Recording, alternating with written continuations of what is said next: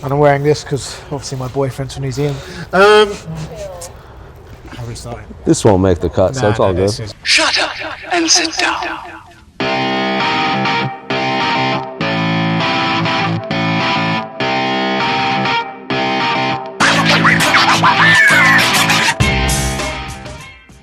Boys, before we start off with, who enjoyed Luke Thomas's roast of Michael Coppinger the most? Justin It was art. wrapped Good job, Luke. directly into my veins. IV drip throughout the week. Maybe the only reporter more autistic than both of you. That is big words. We are here for another BMF title fight. Again, I think the narrative around this belt has just certainly been told a lot this week. I know we're all sort of grabbing at straws and the press are finding what other things we can fucking ask him. But we're here, and now I think we've spoke about it before. Max Holloway has actually turned this belt, which started off as a bit of a novelty, into something worth pursuing.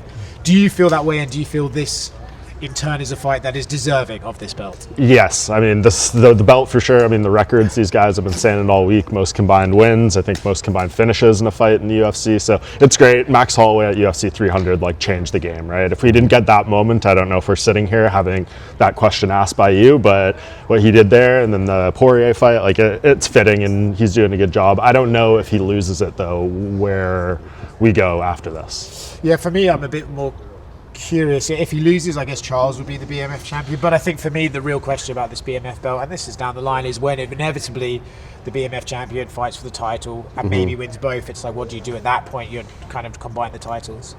Yeah, and I wouldn't know. But even Max said at media day, if the UFC came up to him and be like, you can fight for the title, but you have to give up the belt. He's like, 100%. I'm giving up the belt. I love both guys. I sense this is not a problem we're going to have. Absolutely not. I don't pick either of them to beat Ilya Topuria at this point. So. Oh, damn. Well, I feel like in terms of picking this fight, I know I was a bit guilty of this, and I don't mind saying it because Charles doesn't speak English, so I can say what I want about him. But I think when this was first announced, I kind of thought Max was going to school him. I really thought it was going to be one-way traffic. And then the closer we get, as so often is the way, you sort of looking at Charles' last performances, a lot more wrestle-heavy performances, a lot smarter, obviously, other than that time he ran chin forward against Ilya. But he shows he has strategy to win, and his grappling is obviously so amazing. You sort of think well, when was the last time someone really tried to grapple Max like that, or tried to choke him out all the time and stuff like that? So I now think Charles is actually a lot more dangerous than perhaps we realised. There is a question of if Max is slowing down.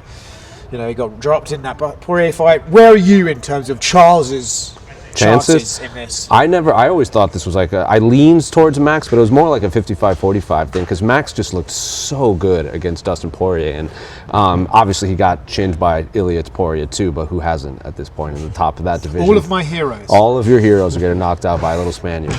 So I think that Gamrot fight kind of opened my eyes too, because like you said, it was a smarter fight than him. He didn't stand there and try to trade with Gamrot. He just tackled him and choked him out, and we haven't seen Max have to do a lot of defensive grappling, especially in his last few fights. It's been predominantly Gaethje definitely doesn't grapple. Poirier definitely not a grappler. So I'm very curious how this plays out. I wonder how much the pressure of just this BMF thing impacts though, right? Maybe. If Charles goes out there and he just starts wrestling. I don't think the crowd's gonna love that. I don't think too many people are gonna like Charles it. is he's a violent grappler. He is, for sure. Yeah, but it's funny actually.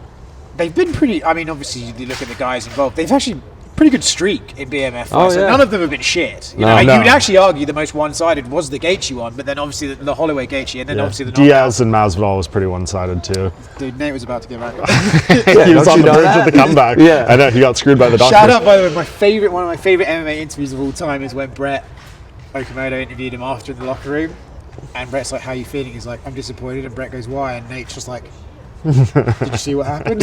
It's just one of my favorite moments. But I think to your point, the big thing is who can take damage better at this point in time. The elephant in the room with Max Holloway, yes, he has the most strikes landed. Has the most absorbed. Exactly, most absorbed. So at some point, it's got a statistician's dream. It's got to turn for the worse. And Charles, I think the reason he fought Gamrot the way he did is, it was a quick turnaround after the knockout. And it's crazy. Here we are, his second fight since Ilya. Ilya has not fought yet. That's crazy. And we'll see how it holds up. I mean.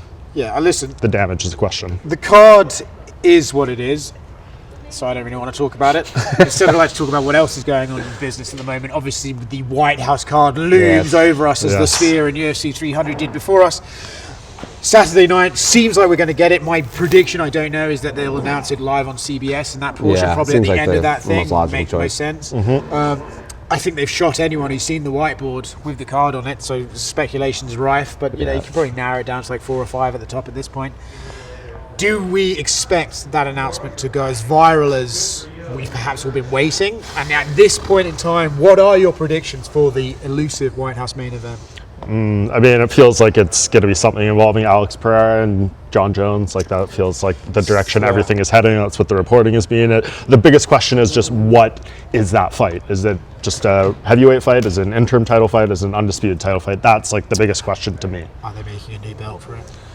I hope White not. House belt. Yep. Chandler They could do kicked that too. idea around. Rumors, boys. Rumors. What's your guess? Anyone else have a guess that's different than that? I mean, I think, like, in my opinion, I don't think Connor's on the White House card. I think they won the gate, so I imagine it won't be a Connor Absolutely.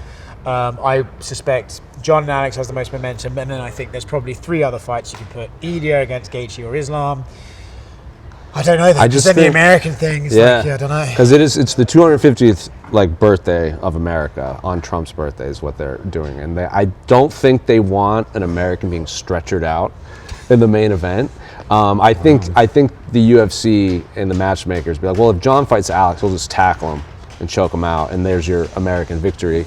There's a high probability Ilya chins Justin Gaethje, and I don't think they want Gaethje being stretchered out on the White House. Yeah, I don't love the John Alex fight in that sense, neither do I. right? Because it's just like, what, you're gonna have John come back, do what you said if he beats him definitively, and then where Alex off Pereira his- loses all his that. momentum. Yeah, I don't know. I just so- wonder though, if you get the John Alex fight and John wins, you could still probably just do an Alex Cyril interim fight. Oh yeah, that's the one we want to see. The 2 John Jones victims. Point Beautiful. Yes, and then of course that lovely segue in terms of interim title shot brings us on to Tom Aspinall signing this matchroom deal with Eddie Hearn.